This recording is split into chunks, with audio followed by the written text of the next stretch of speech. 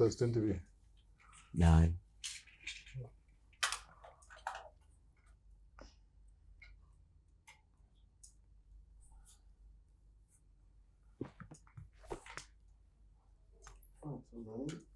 Okay. Well, I apologize in advance for some of the questions. Not least, you've had a day of interviews yesterday. Some of these will doubtless be repeated from previous questions you've had both here and in America. But to begin, do you actually enjoy the promotional round, which is effectively what you're doing now? I do enjoy it. I see publicizing the films I've done as a part of the filmmaking process. I include it. You know, when you make a film and it's done, it's just, you're not finished. Now you gotta get out there and market the film. You gotta push it, you gotta sell it. And what makes it enjoyable is when the interviews are good, you know, when people ask intelligent questions. Sorry. Bring it around. Yeah, sure. Not to put you on the spot. Right, sorry, but it becomes a drag when you get asked stupid questions. Yeah. Then it's just like, and then the same questions over and over and over again. Then you're just like, I put myself on cruise control, automatic pilot, because I know the question and I give out the same answer. I know, but you're an actor too. I still have to look interested because I realize that they are doing me a favor, you know, by hopefully writing favorably about the film and getting people to come out to see it. Okay, is in this instance it a harder sell because you've got a much more expensive movie to sell? No, I think it was Malcolm X. Just the subject matter made it that much easier because there's somebody that people know already. Maybe not as much as they know the name. The level of understanding is debatable, but they know the name. Do you think there's a distinction in the kind of filmmaking you've made here and say your first film, not least in terms of budget? Well, She's Gotta Have It? Yeah. I mean, you're dealing like something like $750,000, and now you're dealing with something like over 30, 40 million? No. She's Gotta Have It cost $175,000. And this is 35, 34 million. For me, it's just the evolution of the artist, the growth of an artist. That's the first film I did. Guerrilla filmmaking, low budget. But it was a success. And because of that film, I was able to go on to School Days, Do the Right Thing, Mo Better Blues, Jungle Fever. And now I'm at my most mature point in my film career as far as craft, the command of filmmaking. And that's Malcolm X. But I assume you still think you're learning. Yes, if Kurosawa says he's learning, and he's 85 years old, one of the world's greatest filmmakers, how can I say? It's very idiotic for me to say that I know everything about filmmaking when I've only done 6 films and I'm only 35 years old. I mean, you can't know anything about any artist is going to say they're going to continue to learn and continue to grow, hopefully. Okay, well, this is the stock question. Why Malcolm X? It was time. This film should have been made a long time ago, but I was very fortunate that Denzel and I were right here at the right time. Could you have made it without Denzel? It would have been hard. It would have been a not as good film. Denzel and I needed each other. I think that he could have done this film without me also, but I think with us together, we made the best film that could be made. Okay, can we specifically talk about the subject matter? Given you have, I suppose, quote unquote, a black hero here, why particularly this one? I mean, aren't there others you could have chosen? Well, there are a lot others, and hopefully because of this film, because of Malcolm X, because of the success of Malcolm X, all the other black heroes can reach the screen. But there has to be a first one, and Malcolm X, because of his impact on generations of people, black and white, alone, and in the era which he came up, the late 50s or early 60s, which was a very turbulent time in America as far as civil unrest, Just reading his book is very dramatic autobiography, Malcolm X. I mean, but for the fact that films have been made about Billie Holiday and Steve Biko, would they have, as subjects, have appealed to you as well? They would appeal to me. I would have gone to see those films. That does not necessarily mean I would like to have made those films. And I mean, I'm not here to knock Sir Richard Attenborough, but Cry Freedom is really about the Donald Woods character and his family. And Stephen Biko character in that film makes a very, very, very little of that film. I mean, again, going through the cuttings, there is a story that Norman Jewison wanted to make Malcolm X. Well, he wanted to do it, and he was the director at one point. So, I mean, the story is you elbowed him aside. Is that true? I didn't elbow him. First of all, Norman Jewison had the job. So it was his decision to step aside. I just gave him an argument and say, look, I think I'm a better person for this job. I think this film should be directed by an African-American filmmaker. And he agreed. So why do you think it ought to have been directed by an African-American? Well, the same reason that with Francis Ford Coppola being Italian-American, the nuances, the flavor he brought to the Godfather trilogy, him being Italian-American, he knew of that, he was of that background. Look at Martin Scorsese with his 3 films dealing with the Italian-American experience. Mean Streets, Raging Bull, Goodfellas. He is those people. And that's the same thing I think with Malcolm X. For me, Malcolm X, his life is an example, is representative of the Afro-American experience. I felt you needed an Afro-American to do it. In this case, I think there are certain films like that. How faithful to his story have you been? We've been very faithful. At the same time, there were instances where we had to take artistic license because this is not a documentary. This is a dramatic film, but we did not take as many as Oliver Stone, no. My friend Oliver Stone. So what license did you take? Well, there's a character in the film, Baines, who's a composite character. In reality, Malcolm was introduced to Islam by his brother Reginald. Do you think that was one? I mean, from watching the film, the conversion in prison, it's Baines who makes the conversion in your version of events. I thought that was the hardest bit to do. Why do you say that? Well, it's very difficult to do dramatically because it has to be done in terms of argument.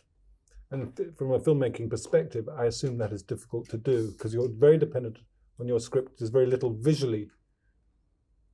Well, it's very hard to do visually. I mean, it's very dependent on the word and someone convincing someone else in argument. Would you agree or not? It's difficult, but I didn't think it was a big hurdle. We just wanted to Baines be the voice of reason, him say stuff that's so clear, so concise. It just like jarred Malcolm. And he had to make a choice. I mean, all these things, all these facts he's weighing, he's putting down in front of me. And if I'm an intelligent human being, I have to, think about it. And Baines was making sense. So, do you think you were making specifically a black film? No, I don't think so. I think that this film deals specifically with the Afro-American experience, but it transcends that, and this film is for everybody. And I have felt that for all the films I've done. So it was central that you have a dramatic story in Malcolm X. Yes, that's essential for every film I do because first and foremost, I'm a storyteller. People might think that I go into making movies with a message. That's not the case at all. I'm a filmmaker, and I love to tell a story. And that's drama. And Malcolm's life is very dramatic. I mean, this what's more basic than somebody who is down and raises himself? Given that, that's what I expected you to say in a kind of way that was what I centrally got from watching the film. Like here you have a basic, extremely good story, very well told. But I wondered whether you consciously expected there to be a different reaction from your white audience, from your black audience? I think that has to happen no matter what film it is, because people come to the theaters from their own distinct different backgrounds. If I go see a Woody Allen film in New York City, there are a lot of jokes. I mean, I might like the film. I understand to a point, but there's gonna be a lot of stuff that the audience is laughing that I know nothing about, because in those specific instances, Woody Allen's speaking to people like himself, Jewish intellectuals living on the Upper West Side. And so there's some in jokes about psychoanalysts or some stuff like that. You know, I don't get it, Barry else is laughing at me. But that still does not negate me from liking the film overall. So I think there are things like that in Malcolm X. Did you feel that, I mean, having said all that, do you think it was very necessary to put some humor into Malcolm X? Because it could have been very serious. The book is funny.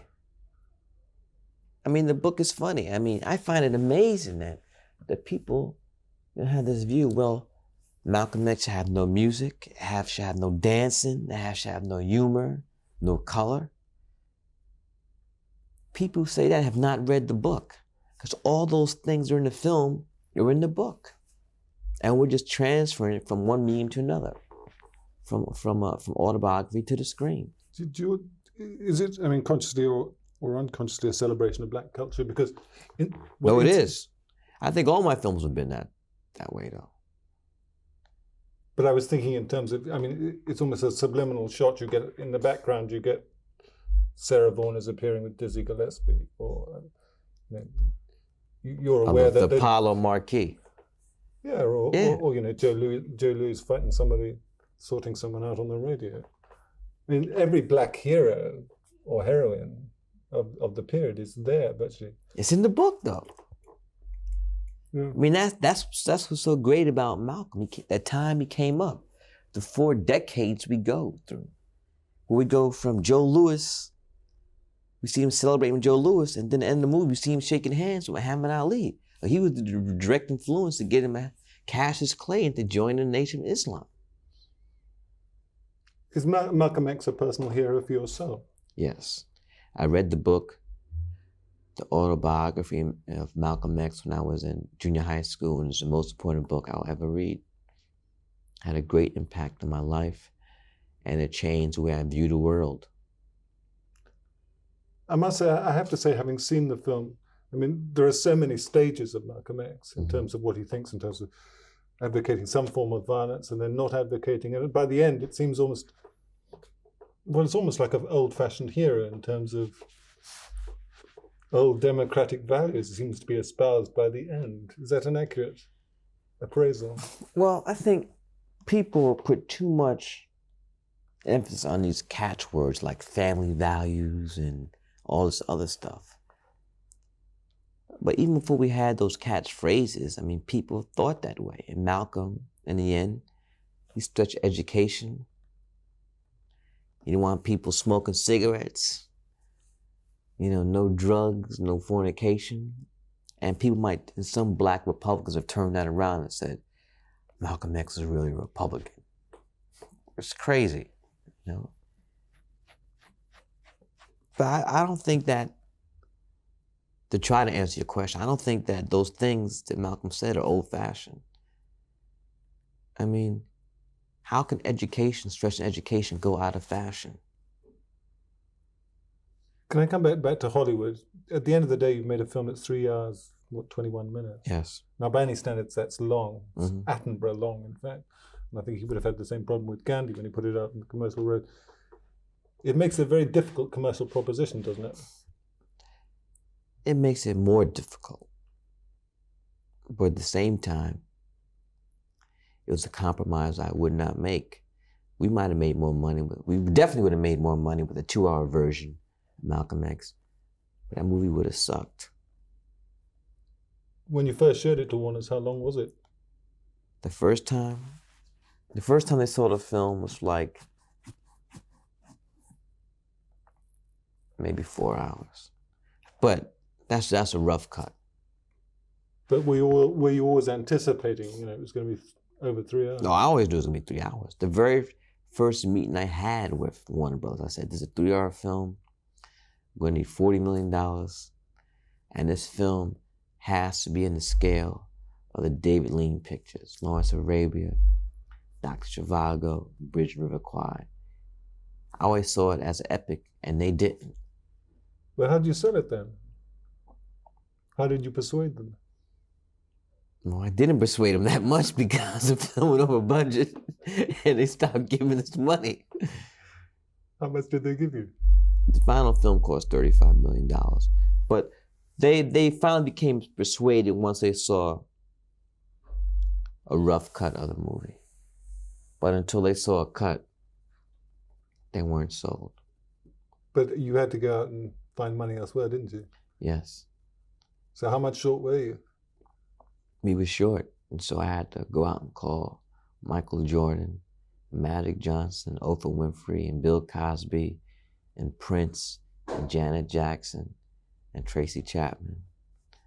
And they came and they wrote some generous checks. Checks that were gifts to me, that were gifts to the film.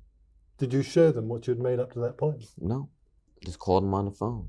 These were gifts. They were not loans. They were not investments. They just gave me the money. I assume the deal, whatever deal you struck with Warner's, you always had final cut. Yes. Every film I've done, I'll have final cut. This film, I assume, has to do well in Europe to make its money back, finally. The film's gonna do. We're not worried about making its money back. It might not be initially, but you have to realize this is a film that's gonna have a long, long shelf.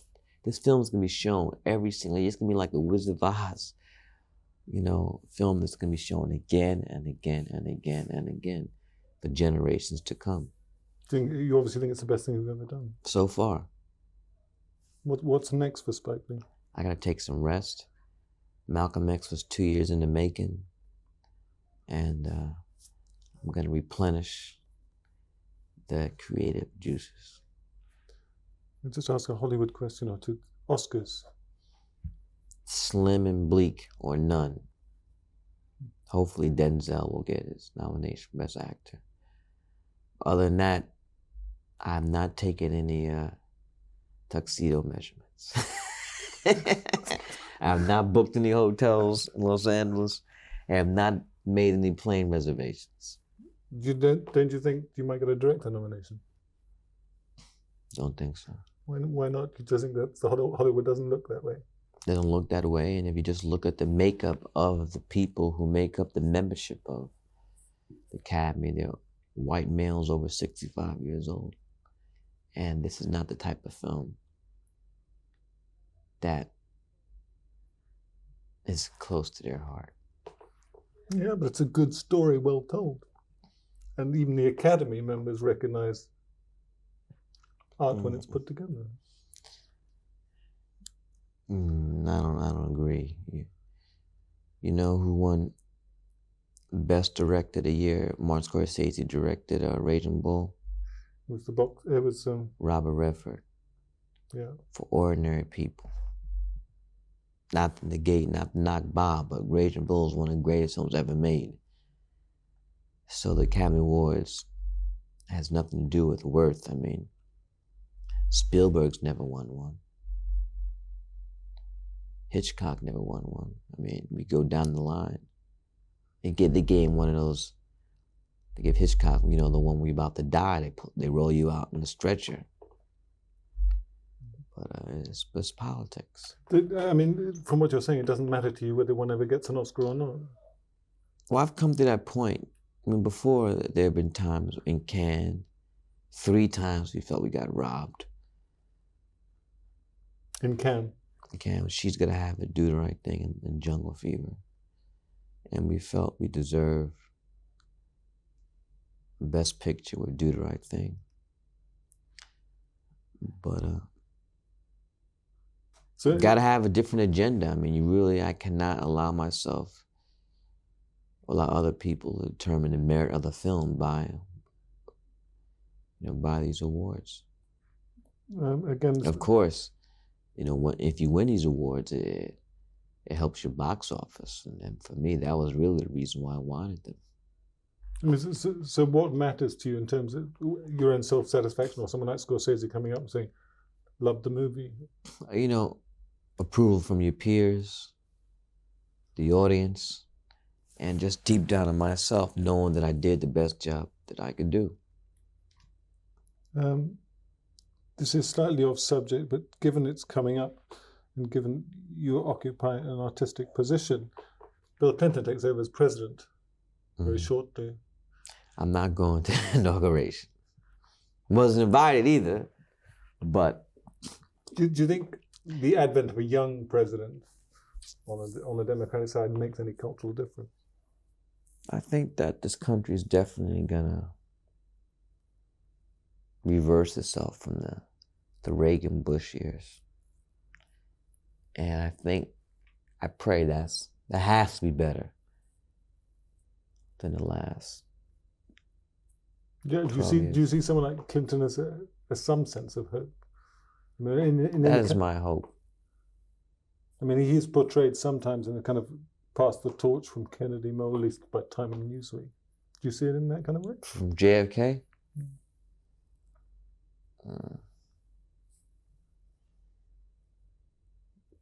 I just think that this country would have gone up in flames if Bush had been elected again. So it has to get better.